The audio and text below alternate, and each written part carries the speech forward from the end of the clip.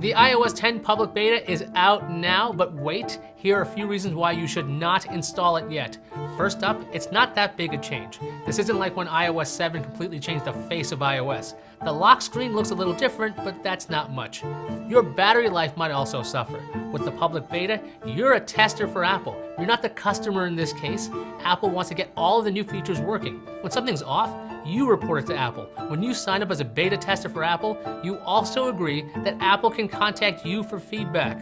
When iOS 10 is fully baked, all things should be good.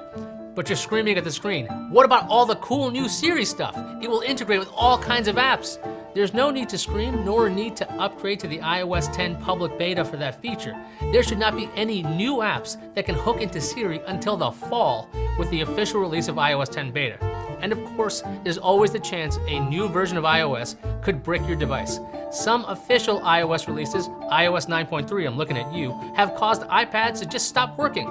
If you absolutely must have the latest iOS, I suggest installing it on a secondary device. If you use your iOS device for anything critical, you probably don't want it to get all buggy. Experiment away, safely. Use an old iPhone you have laying around.